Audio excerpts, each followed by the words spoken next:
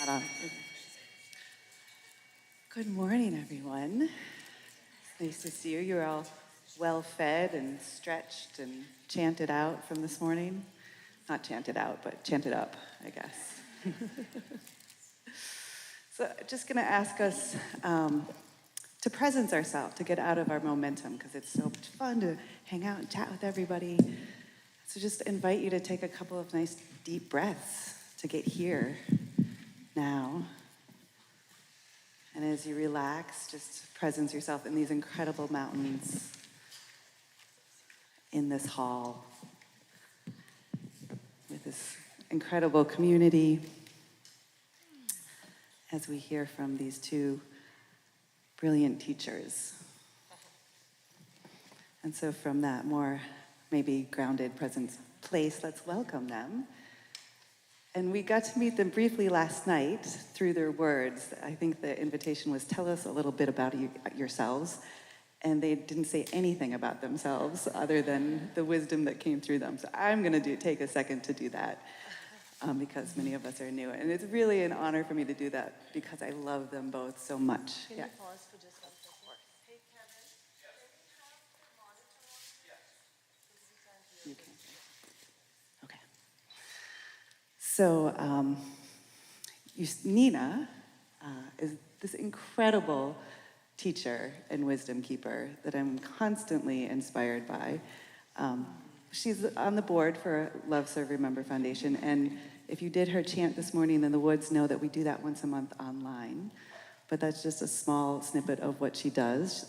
The album we were listening to as we came in is one of her 2 albums, Anubhav, and she has another one coming out soon with a collaboration on Tara. And she is Krishna Dasa's manager and cartel player and backup singer and woman of jack of all trades. And she's also, in addition to being this incredible Vedic chanter and teacher and kirtanwala, she's an incredible conservationist. She does a lot around conserving wild tigers. So it's really a joy to be here with her.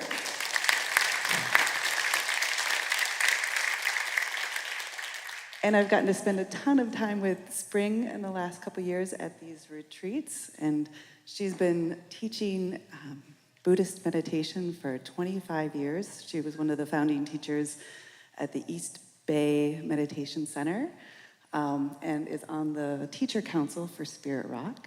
And now she's in Atlanta. She moved all the way to Atlanta to sort of dive into some deeper activism work.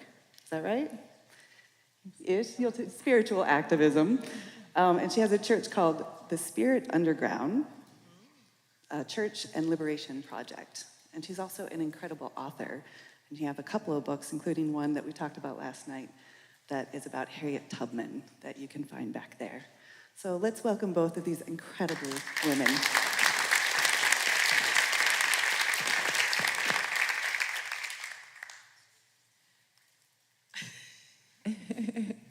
Welcome.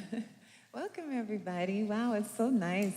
I'm enjoying so much the land here and feeling these mountains and just feeling a lot of gratitude to be here with you all and to be with this amazing woman and have a beautiful conversation to kick off sort of the opening as we talk about the Bhagavad Gita. So I think you know that the sort of the theme of this retreat is finding harmony in the sacred. And actually amongst us faculty, we've spent a lot of time talking about what that means. And it is different for all of us. And the way in which we find harmony is also different for all of us. So this weekend is going to be full of discussion, practices, references. We all come from very different backgrounds, and we're all dealing with different things, just as the world presents to us each day, how we grew up, families we came from, where we're going. But we're here now, and to share in this space. And one of the ways of doing that in the Indian tradition is actually a spiritual practice, which is listening to teachings from sacred texts. And I know many of you are new to this world that we're in here, but you've probably done some work along the way to get here. So Spring and I have been asked to hold this space while we listen to an audio clip of Ram Das, who is the ringleader of this entire operation, even while he's not here. And, I am so very grateful to Ram Das, being an Indian myself, and coming to America and relearning, remembering, reintegrating Indian tradition into my daily life, which in India is very much a part of how you get through your day.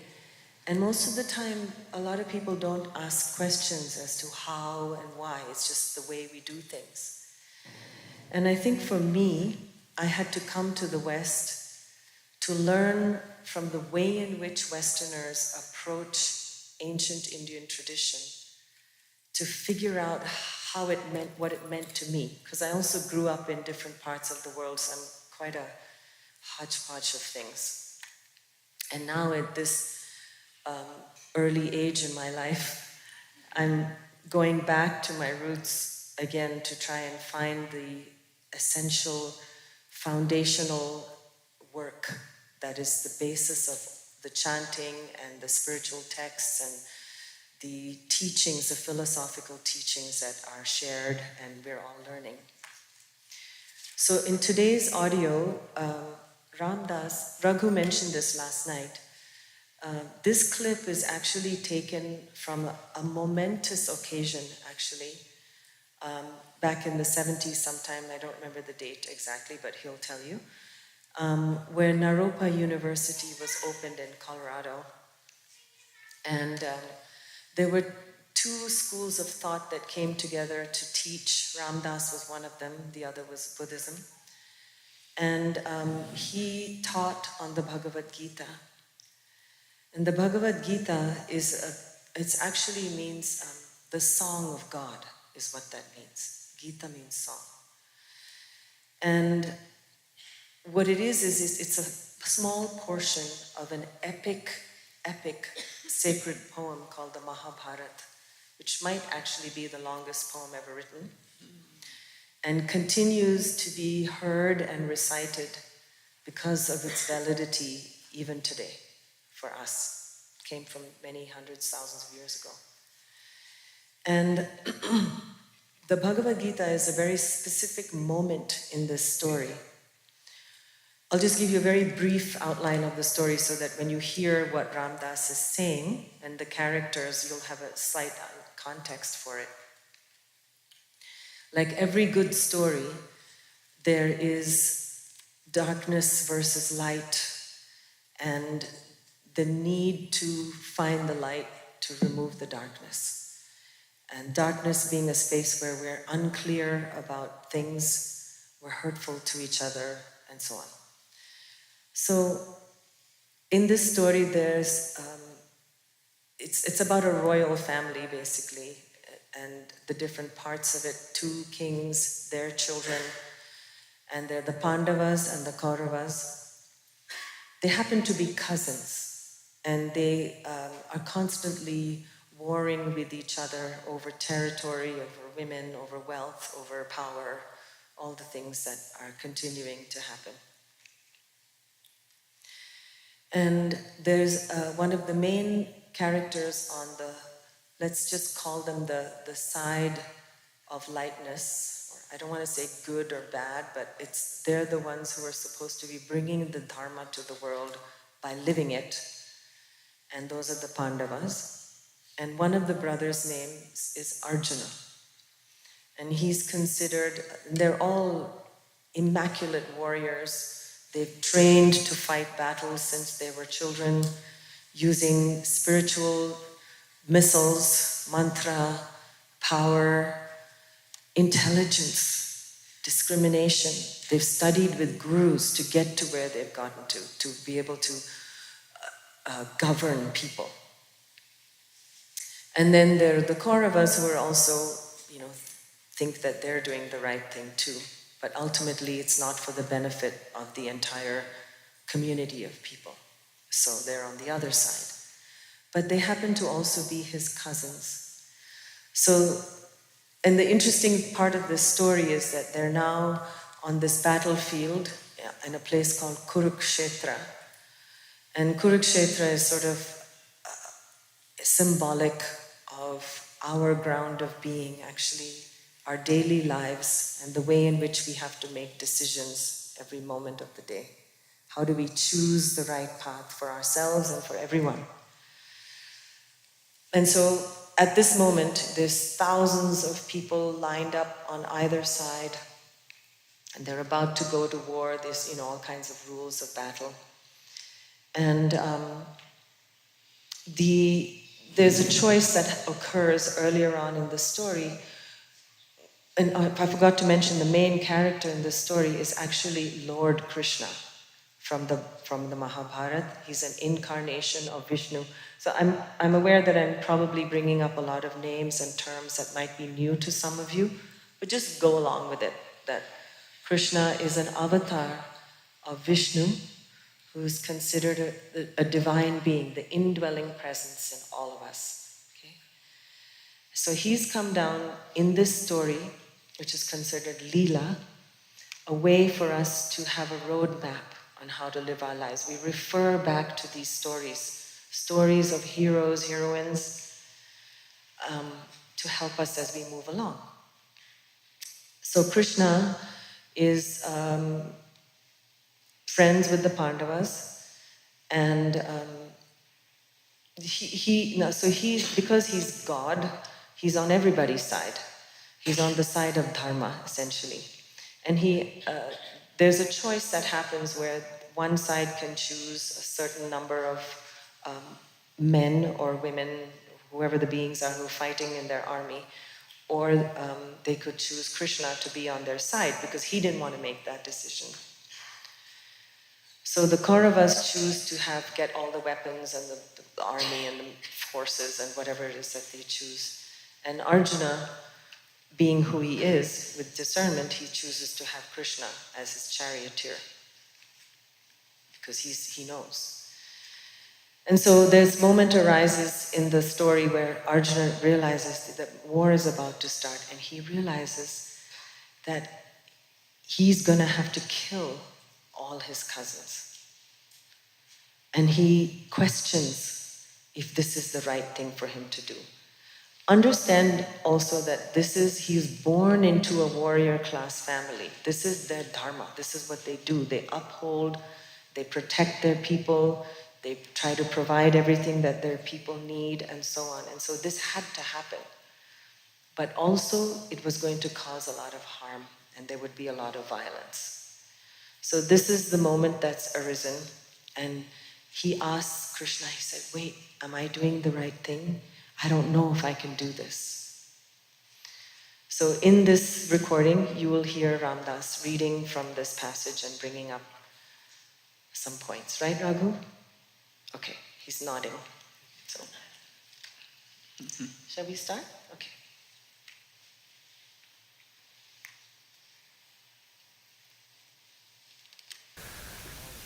And as I sit with this woman with cancer and I fall in love with her, it's not fall in love like possessive. At the same moment, I allow my emotional heart to open as well as that deeper quality of unitive love. And I realize that because I'm really opening to this woman, I am going to miss her when she dies, and I'm going to feel terribly sad, and I'm going to grieve. This isn't the talk. And I can feel my fear of the anticipatory.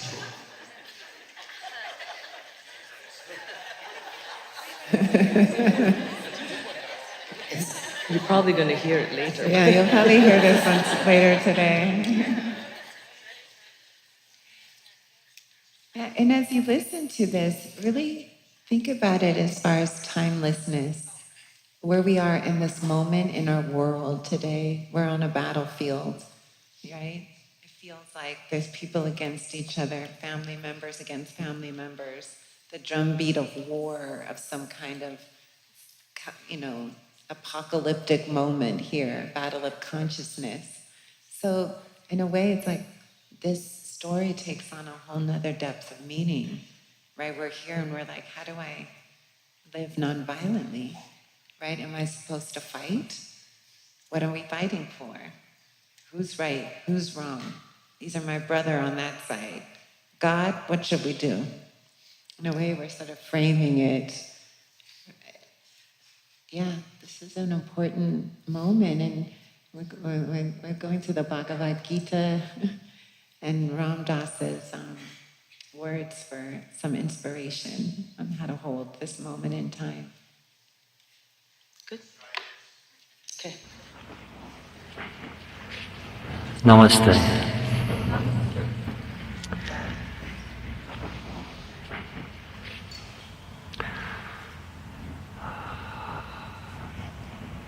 I have been born many times, Arjuna, and many times hast thou been born.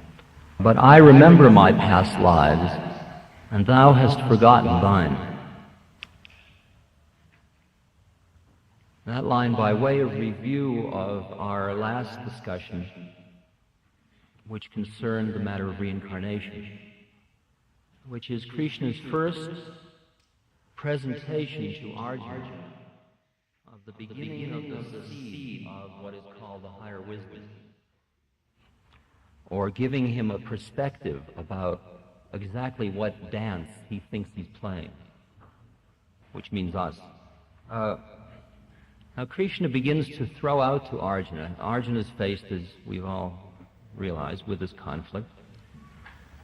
And Krishna starts to throw out to Arjuna a number of alternative justifications for why he should get on with it, why he should get into the struggle of the spirit versus the worldly, or Dharma and Adharma, or the battle of Kurukshetra.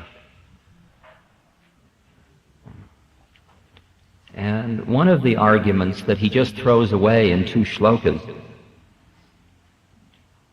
which is one that you would give to a materialist, really, of somebody very worldly.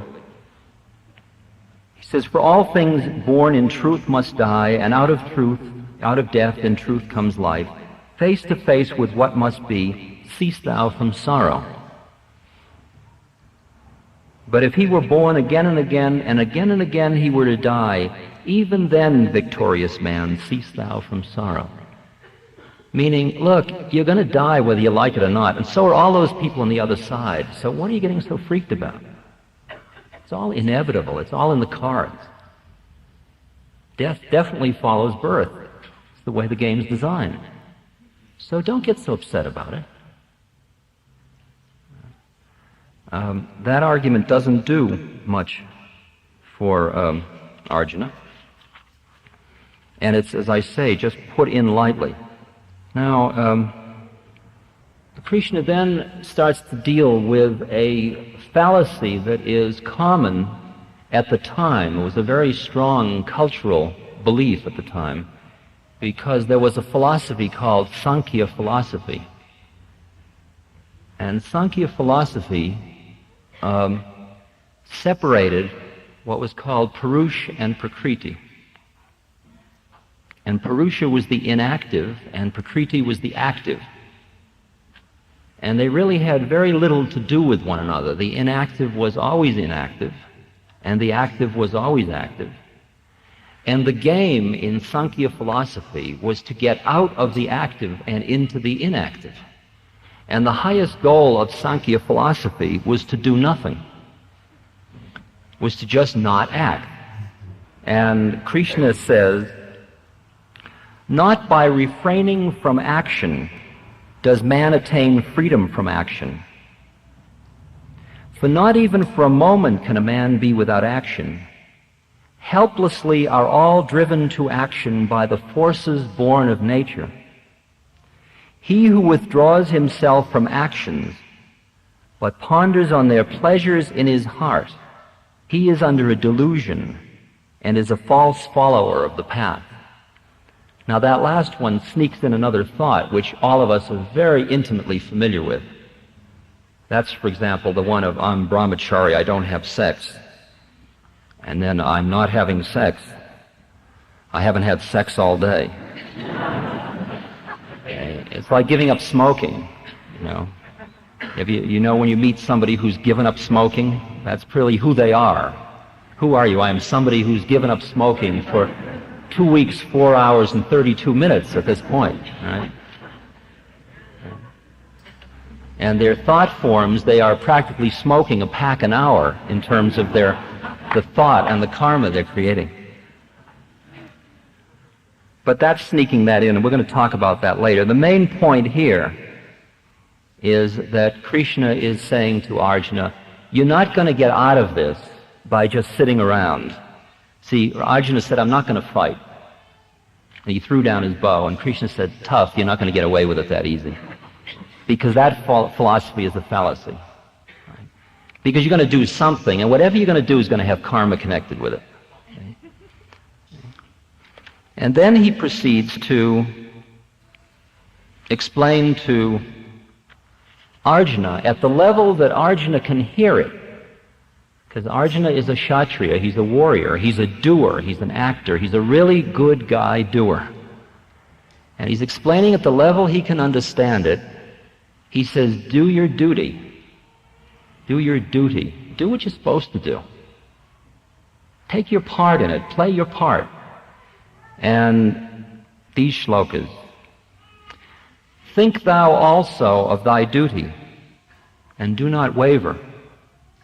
There is no greater good for a warrior than to fight in a righteous war. There is a war that opens the door to heaven, Arjuna. Happy the warriors whose fate is to fight such a war. We are here at Naropa involved in the war that opens the doors to heaven. It's the inner war each of us is going through. Happy the warrior. It's our grace that we are able to fight this battle. But to forego this fight for righteousness is to forego thy duty and honor. Now he's starting to talk about the concept of Dharma. And the word Dharma means so many different things, but here let's just limit it to the very traditional cultural use in Hinduism, meaning your duty. It's your Dharma. He's a kshatriya, and kshatriyas fight. Right? To not do it is to fall into transgression. And then he says, if you don't do your duty, then you watch, it's all going to turn terrible. Men will tell of thy dishonor both now and in times to come. And to a man who is in honor, dishonor is more than death. The great warriors will say that thou hast run from the battle through fear, and those who thought great things of thee will speak of thee in scorn. And thine enemies will speak of thee in contemptuous words of ill will and derision, pouring scorn upon thy courage. Can there be for a warrior a more shameful fate? In death thy glory in heaven, in victory thy glory on earth. Arise therefore, Arjuna, with thy soul ready to fight. And in chapter 3, do thy duty even if it be humble rather than another's, even if it be great. To die in one's duty is life, to live in another's is death. Now, in the Hindu tradition, there are, as you know, the castes, of which the Kshatriya is a caste. This is a division of the society, and originally these divisions were brought down through consciousness by the rishis, and later on we'll talk about when those things were harmonious, and how, as man fell out of the spirit, they became disharmonious. Man and woman fell out of the spirit. And also in India, there are the ashramas, or stages of life. There is the period of 0 to 20 when you're a child and then a student, 20 to 40 when you're a householder, 40 to 60 when you go out to study and make pilgrimages, do religious study, and 60 to 80 when you become a sannyas. You renounce everything. You renounce all worldly things and all spiritual things. and you become a renunciate. And these are formal structures. Now, theoretically, if you were a Kshatriya at a certain age, there would be a very clearly defined Vedic prescription for what exactly you should be doing today. Just an absolutely clear structure. It's like a grid that's been defined for appropriate action. And Krishna is saying to Arjuna, do what is appropriate. Okay?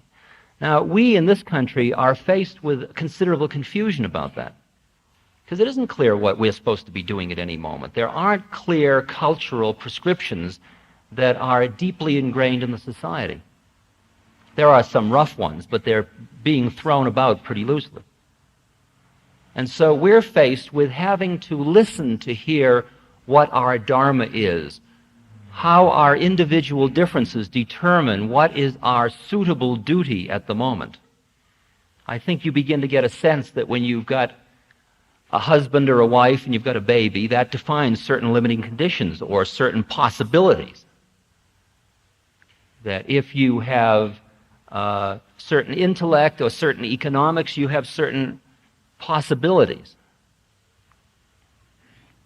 That if you're rich, that defines in part your Dharma. You can't make believe you're not rich. And throwing it away isn't going to get rid of it.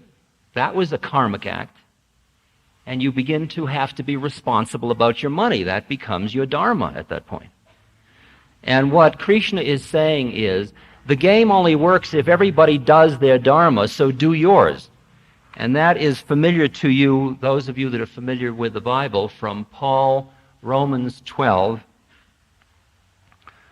For as we have many members in one body, and all members have not the same office, so we, being many, are one body in Christ, and every one members one of another. Having then gifts differing according to the grace that is given to us, whether prophecy, let us prophesy according to the proportion of faith, or ministry, let us wait on our ministering, or he that teacheth on teaching, or he that exhorteth on exhortation, he that giveth, let him do it with simplicity, he that ruleth with diligence, he that showeth mercy with cheerfulness. Like what your part is, play it. Just play it. Right? Do your duty. And that's the lowest level of the concept of Dharma. Find out what your little square in the grid is and then do it perfectly. Why you're going to do it remains to be seen. We're going to be discussing that. But this part of it is, Krishna is saying, just do it.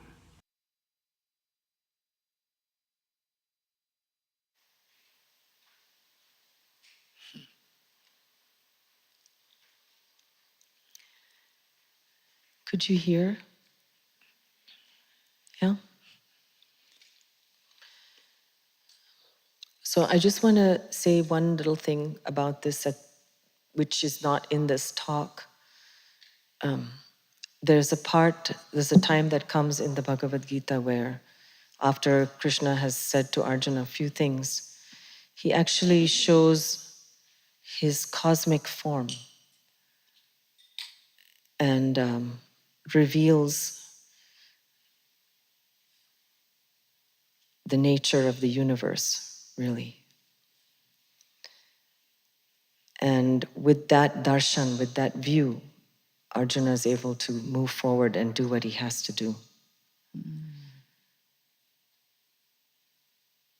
Yeah. Yeah, I hope people could understand that. That's an old recording. But I felt like something really important about not ignoring what's happening in the world. You know, amongst all of us here, behind the scenes, the teachers and organizers, we've been in this ongoing conversation, really, like, do we just stay and chant and not acknowledge? There's a ring That's here. a Do you whole see a thing. ring there? Yeah, tighten A little that. tighter. Kevin's coming. Okay, where it's- Yeah, thank you. Okay. Thank you, Kevin. Perfect. Maybe I won't touch it. Yeah, I try to make that one tighter. There was this way in which we're holding this complexity, which I feel is so true to Arjuna talking to Krishna. There's all this complexity. We're spiritual warriors. We've been training, right? Oh my God, we're on a battlefield. And there was this ongoing conversation, just how to hold what's happening, right? With so much divisiveness, with so much rhetoric, and then this piece that it really feels like, wow, we are on the a brink of some type of collapse, right? And I think with that is all of our internal collapse. We have this internal battle and it's manifesting externally. Like, who are we, right? What is our Dharma? I guess we could ask you, how do you all feel just in this moment in time? Does it feel particularly anxious, stressful? Does it feel different than any other day? We've all lived long lives at this point, some of us anyway. And how do you feel? You can nod if you feel anxious, fear, unknowing.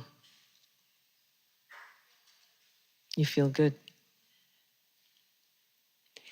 And yeah, acknowledging too that some people don't want to feel, right? They might come here and go, oh no, now they're going to talk about this topic. I came to escape that, right? I don't want to bring that in and feel the complexity in my own body, right? And that's also kind of what Ram Dass was talking to when he was talking about like not doing anything is not really an option, like the inactive. Like Krishna is giving Arjuna this teaching, like, oh, there are those who are inactive, right? But that's, yeah, so just relating, noticing how you're relating to that, maybe an aversion to even, oh, they bring that in. I was having so much fun. I just want to chant. And we will chant, and we are chanting, but it's like, can we not be fragmented? Right? How do we bring our wholeness? You are Arjuna, and you're having a conversation with God, and it's part of it, right? There's the bliss and the beauty, and then there's this other part that's like, oh my God, this destruction. And I'm on this side, and oh my God, I look out, and there's my cousin. There's my beloveds. I'm supposed to fight them, you know? So it's deep what we're holding.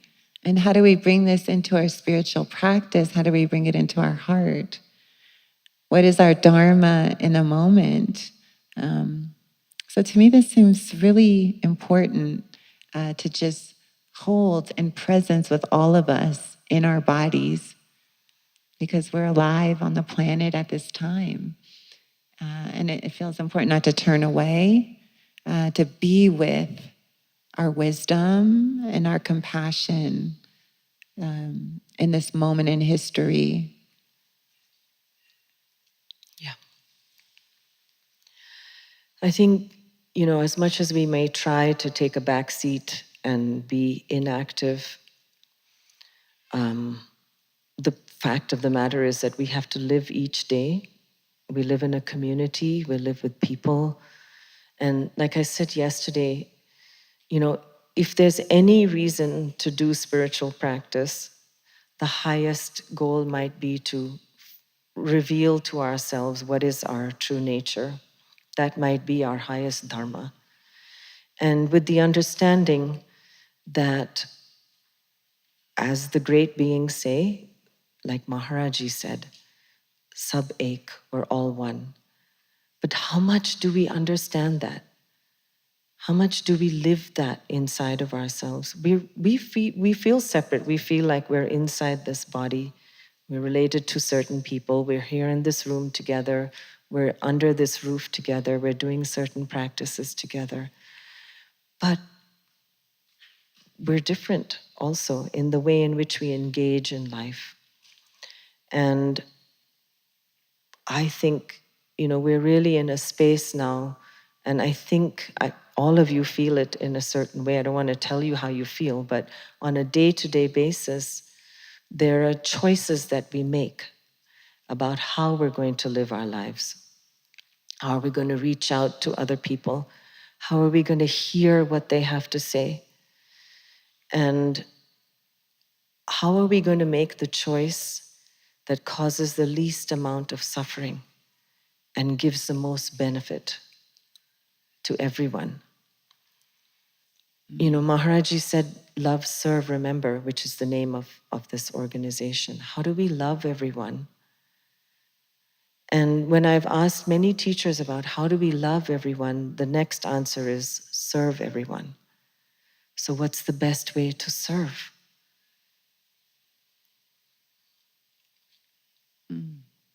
Whether it's your family, your friends, your community, your country, your heart.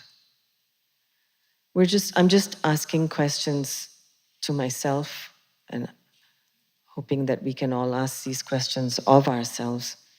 And feel free to share whatever you'd like to. But I just wanted to say that for me, the only way that I can find my way through what I experience as suffering from what I see that's going on around the world or with someone who's very close to me is my own reaction to a situation. The great beings, the higher beings like Krishna, and this is a very difficult thing to say because it's hard for me to even understand it, is that actually everything is perfect. What does that mean? Have you heard that before? Yeah. So it's a perfect battleground for us. And how are we going to find our way through this? And like Krishna says to Arjuna, you can't do anything because it's going to have consequences one way or the other. So you guide yourself by what your duty is, what you understand as your duty.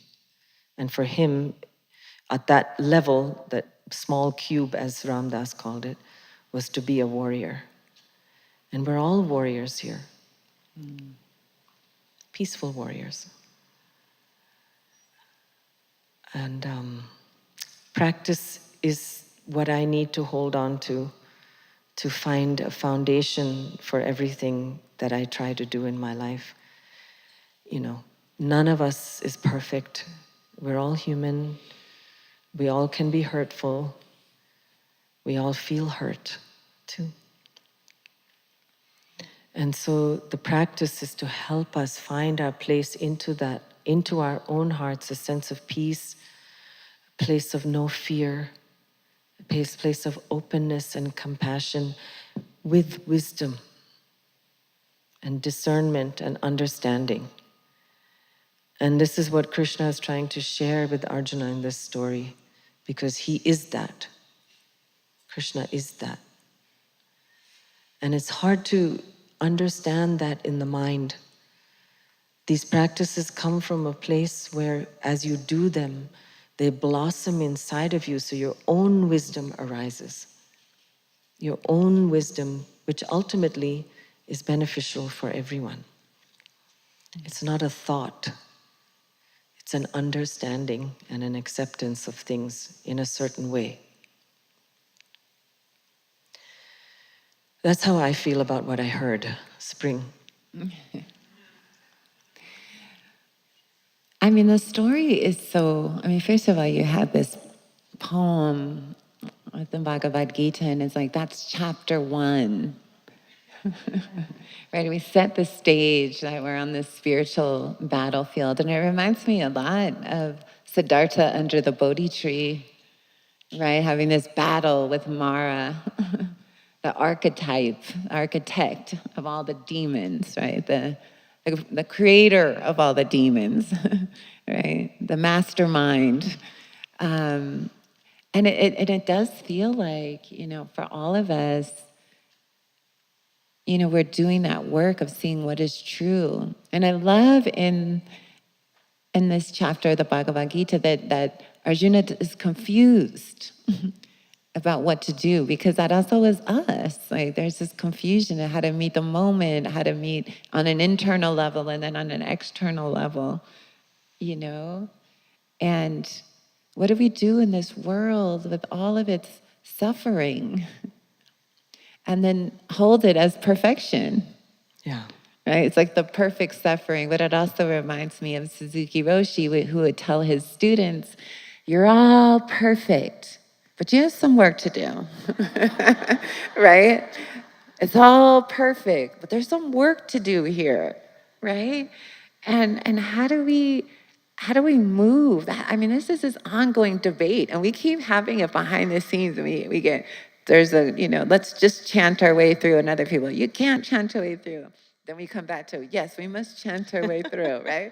I say we can, but Yeah, and and it's like, well, what is our Dharma? There's those who will chant and sing, and then there's those that will enter into the battleground, right? And somehow we're all connected in healing it, and then we're all in this dance with this Maya, this illusion. And from the Buddhist perspective, we talk about conventional reality, and the conventional reality is, my name is Spring, and we're here in North Carolina, and we're at a retreat, and all these names and labels. And then there's this ultimate reality, the Buddha was always pointing to, we're just stars. It's just quantum physics. They're just particles of light bumping into each other. But if you live in that realm only, and that's the challenge, as I see a lot of people that, we're just light, there's nothing happening, right? But there is something happening. And Krishna is like, yes, here's this, Arjuna, yes, we are God, but something's happening and something needs to be attended to. But if we only focus on the 3D reality of this like karmic level, we fight, but we fight in a delusional way. Right? We don't see the vastness of our being. We don't see, and I like that Krishna had to show Arjuna that vastness before Arjuna was like, okay, I'm ready. Let's begin. Like, I need to remember that this is all happening. And we're just rainbow bodies, right? But that complexity, and we put this back on the community to sort through. It's not just like we're going to tell you the answer. How do we know? We're still sorting this out. This is the Bhagavad Gita, right? It's a poem that is lived into moment to moment. It wasn't a decided conversation fully. It was an inquiry of a conversation between God and Arjuna. So what we invite you into is to have it, to have the conversation, like, well, who am I? Where do I stand? What is my Dharma in this moment? What did I come to bring? What am I awakening? What do I believe? Not in a mental chatter, but feel in your body, right? What does the heart wake up? And sometimes the heart just moves, right? Like we wake up and we find ourselves involved in something, and we pick ourselves up and we're out on the front lines of something, and it's like, how did you get here? I don't know, compassion brought me here. It's not the mind doing it, right? It's like, oh, love brought me here, right? It's bigger than that. So it just felt important, and I'm so happy to sit with you, Nina, and sit with the community and ponder, here we are on the brink of this moment. And we all have a role to play. And there will be those who cook our vegetables and make chai. There'll be those who chant. There'll be those who hold others.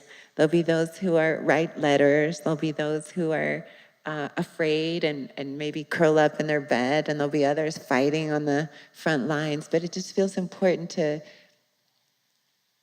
acknowledge this moment, right? And this dualistic nature that we're born into, the brokenness and the utter perfection, side by side. Here we are.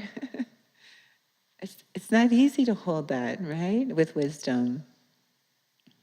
So those are just more of my own. I'm in deep contemplation as I think a lot about Harriet Tubman, right? who was in this deep conversation with God all the time. The stories about Harriet Tubman was there's this flow, right? And then if you don't know who Harriet Tubman is, it's one of our greatest ancestors, who was also a warrior, right? And leader of the Underground Railroad, taking people to freedom. But it's like, it's deeper than that too. It's like the mind now, right? We're in this place of consciousness. And so I think about Harriet, who was in this flow, but then was like, well, I have to fight, right? Who's pure love, very nonviolent, but carried a pistol, right? It's Arjuna looking out going, oh man, we're trained for this, but do we do it? But then sometimes you have to fight. You have to fight at times, so we hold that too. It's interesting in the world of activism and what you think you might need to be doing the right thing. You know, there's a lot that's said about not doing things with anger. And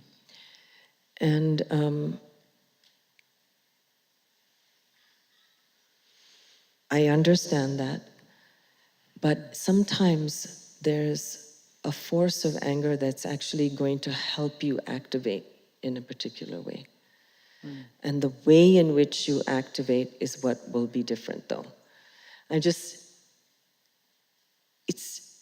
Give me what you think about this in terms of, you know, if you think of any situation in which you're activating for a particular cause that's good for people, but you hear it in a way that you can hear it. Let's say we hear Harriet Tubman speaking. What about that is different? What is that? She needed anger to activate. Would you say yes? Okay. So how is that different than just anger as not just a catalyst, but the fuel for activating? Yeah, I think that's what a lot of people think about. And it's like, I think it's almost like an outrage. It's kind of like when there's a mama bear and people get too close to the cubs. They don't mean to maul you, but something activates, right? It's like, wow, these people are here and they're about to, you know, it's almost like a deep compassion where we say, enough is enough. How much of the earth to have to watch be destroyed? How many people are dying? How much is before something in us just activates? And we have to be careful, you know, to fuel anger in that movement and just trust that it's compassion moving out into the expression. It's like Tara. We have this image of Tara. I thought that was so beautiful that she just one of the staff put this Tara tablecloth here. And I think, oh, how beautiful. And Tara represents, in the Buddhist iconography, the mother of compassion, the awakened feminine. But how Tara is symbolized is they always have a foot that's not in full lotus position like other deities. They always have a foot ready out, their leg, right? They're ready to respond, ceaselessly responding to the suffering of the world. There hears the cries of the world, right? Tara constantly moving, great mother. But I don't think she's motivated by anger, even though she's hearing the cries of the suffering, right? It's like, I hear the suffering, I see the people doing things to each other, I see the causes, and yet we are motivated. It might be anger that initially is there, but then we're motivated by we want to end the suffering. I want a just world. Yeah, end the suffering. You know? We want a world that feels kind. It's just kindness. Remember that's what we were talking about? The Dalai Lama always said, my religion is not Buddhism, it's kindness. Like, can your religion be kindness? Like, yes, how do we train in that? But embody it, not just think about it, you know, this embodied way, so. I remember the Dalai Lama went to talk to children in a school up in Dharamsala or someplace in India. And he went to give a teaching, and there were kids, and I think this teaching applies for everyone. The only thing he said was, he said, cultivate the ability to be a friend to everyone. Yes. And that really stayed with me. Like, what does that mean? Like, how can we be that? It's our practice right now. I mean, for me, it's a practice of loving those who might want to destroy me and kill me just because of my, and it seems so, not take the insanity personally. You know, it's just greed, it's just hatred, it's delusion. Yeah. Right? It's not even based on a personality, it's just an energetic movement. It's like the wind, like something blows in the space. And that helps me to depersonalize it and just see it as movements of mass greed, mass hatred, mass delusion moving around the planet. And those energies are powerful. So what do I need to do? We need to galvanize mass kindness, mass awakening, mass love. And I feel like that's our potential here, right? As in these groups where we come together, we sort of reinforce our Buddha nature, our Krishna nature,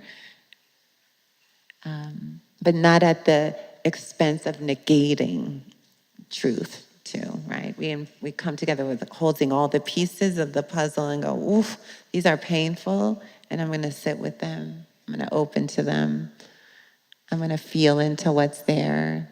And then remember, I love that Krishna shows Arjuna everything, full consciousness. Now here's the real battleground, here's the real playground, and here's where you are, right? But here's the cosmic. And so that's also what I try to remember. Oh, yeah.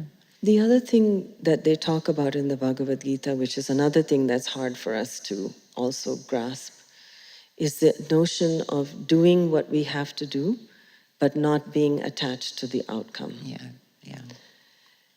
So that's kind of, paradoxical in a certain way, because then how do you guide what it is that you want to do in the first place if you're not looking towards a particular outcome? But you can look towards the outcome, I suppose, and let the greater beingness of the universe decide what happens. Yes, absolutely. And for people, does this feel relevant, this last few minutes? How's this landing in your bodies? Yeah, let's ask everybody. Let us know. This is a community conversation. We're not here trying to give ideas or do something, but maybe we have a few questions and reflections. Can in the we, last few minutes? Kevin, do we have a microphone? If people, okay. Would anybody like to share something that's come up for them? There was a hand up right down here. Yeah, a couple she's there. hands. And knowing that we're not here to judge or anything, we're just being with. Yeah. I mean, this is really a co-created, we want this to be co-created. We're just giving some points of reference. Yeah, that's on now. Jackie, I don't think you should be running around with the microphone. Let someone else do it. Yeah, she's got a bad knee today. Yeah. I'm sorry. Okay, this whole conversation is just really landing at a very relevant, for lack of a better word, time for me, because I've been struggling a lot in the past week with the question of what is my Dharma with regards to my mother-in-law had a very major stroke a week ago, and I've been trying to be supportive of my husband while we're dealing with, all of that. And she's still alive, but having to make some really hard decisions. And at times I have found myself being very, maybe angry even, because I feel at times that he and his sister aren't necessarily, recognizing, I don't know, I don't want to say what's best for her. But so it comes back for me, the question is, what is my Dharma in this situation? I'm not asking that of you, I'm just saying what I'm asking of myself is, what is my Dharma? And being compassionate and not just for my mother-in-law, but being compassionate for my husband and being compassionate for my sister-in-law, who I don't have a particularly great relationship with, as they're dealing with this, major life change. Yes, So thank that's you. really resonating with me right now, this whole Oh, conversation. good. Thank you. Yeah. A couple of others? Did you want to ask a question? Yeah, there she is, right there. I didn't really have a question, but Okay. I thought this was perfect with the anger. I loved how you addressed it because it's one of those things I think you go with cautiously. But in our car ride down in my group, we were talking about this and how I think sometimes we try to go to this idea of light. And through my own work, I think it's very important to be in the dirty, the dark, the moldy, because Can you that's stand where just a little you're away? Yeah, energized. you're good. So You're that good. was, Yeah. oh, sorry. So Yeah. I just feel that's where you really can pull out of, because if we all transcend, which I think is what we're here, we all know that, in a way, not trying to be disrespectful, but how do we integrate that into those areas where the light isn't? And that's why we're, I think, at this retreat, to do that work and bring it back into the dark. And that's where the anger, like the mama bear, because that's not light. Anyhow, thank you. Yeah, I think that's so wonderful, how to work with anger and rage, and not pretend. Yeah. Hey, forgive me, I'm not great at speaking. The great masters, Ramana Maharshi, Jesus, Maharashi, Sabek, give to Caesar what is Caesar's, the ultimate self, ultimate truth for the Buddhist. The Atman, when you really dive deep into that and you try to live every day seeing everyone else as yourself, how can you speak a little bit to how that relates to activism when you have to accept all of humanity's actions as your own? Well, I think for me, I'm still I'm still asking myself the same question. Yeah, I'm sorry. I wish I could be the full Buddha mind for you and sit down and go, but I, like you, I'm still asking that exact question. And I think we should replay that over and over. That is it. How do we hold that place of ultimate truth and know that we're in this perfect illusion, but yet there is something that needs to be done. There's a kind of movement that needs to happen here. And how do we stay rooted in that and move so that those actions become an expression of awakened compassion? For me, that's what I want to be motivated by, right? How do I move out into the world with my body, speech, and mind fully aligned with my, I am presence, Atman, fully moving from that interconnected place, knowing it, and then letting the actions come from there. And then being okay if sometimes somebody might get hurt in this revolution, right? Life will be lost here, right? And how do I be with that? And that's what you're asking, is the conversation in the first chapter of the Bhagavad Gita. Arjuna's asking that. Like, oh my gosh. Luckily, Krishna's there answering and showing. But we are Krishna too. So we're holding that. Thank you. I felt the sincerity of that. Beautiful. I would say for me, is my only course of action is to pray. Pray for my own ability to not put up a wall, and for the other being who I might be considering as the one who's perpetuating harm, to be able to feel less suffering that's causing them to act in the way that they might be acting. Because when we reach that place where we can hold everything with equanimity, I don't think we would be at this retreat. You know, we're all on the same path, we're at a different place. But this is where I think that practice is so important. That's the fabric that holds everything together for me. And to another person, I might be the one who's inflicting harm. I might be. I might, so I recognize that that could be the case. But it's hard to remember that every moment of the day, right? So you ask for forgiveness for whatever you might have done wrong and you don't even know. And many of the prayers in India are actually constructed in that way. So we have gratitude, we ask for forgiveness, and then we wish for the well-being of all beings. And I think that if you direct your intention in a certain way, things change. They can. It might take forever, but at least I have that much attachment to the practice that I think that it's beneficial for myself and everyone. And that's really all that I know.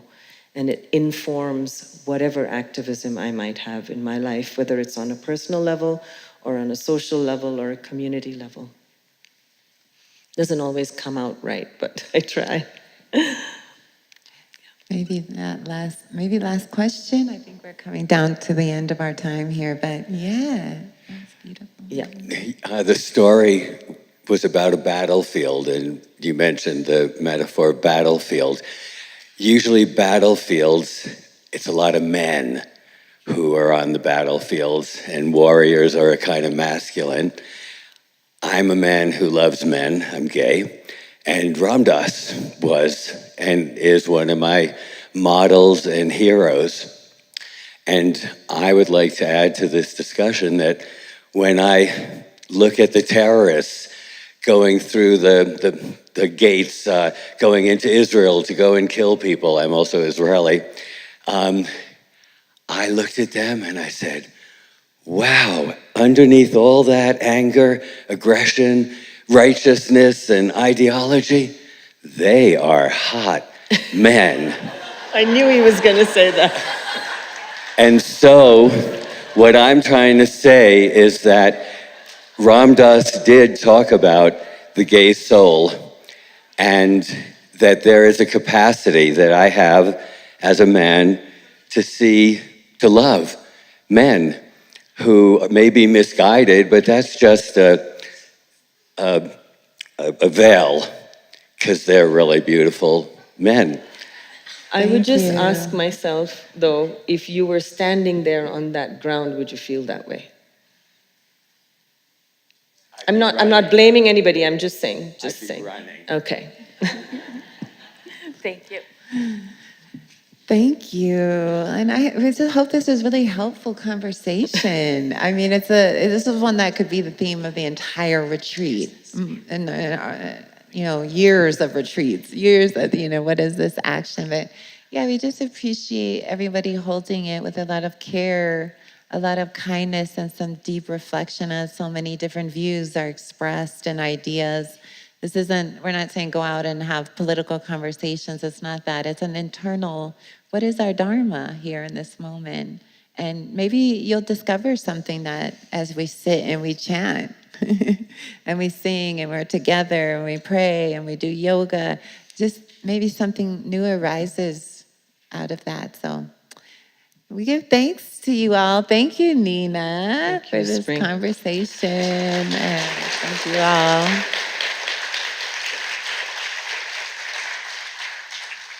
So I would just like to close with a prayer. I think it's a good way to open and close and do everything. So this is a prayer for peace, a prayer for illuminating ourselves from within and nourishing our hearts with the practice that we're doing together, because everything we're doing together, sitting here, being together in the same space, sharing our hearts, sharing our minds. This is all part of our life practice. Okay, so we'll be doing some traditional stuff, but this is all part of it. Being in satsang, satsang is considered like the greatest teacher, and we learn from each other. Om Sahana Vavatu Sahano Bhunaktu Sahaviryam Karavavahai Tejasvinavadhitamastu ma vidvishavahai. Om Shanti Shanti Shanti.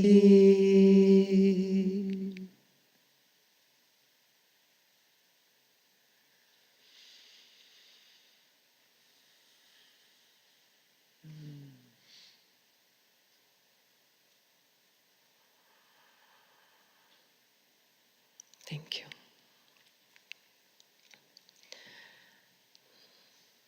Chai? No. No chai.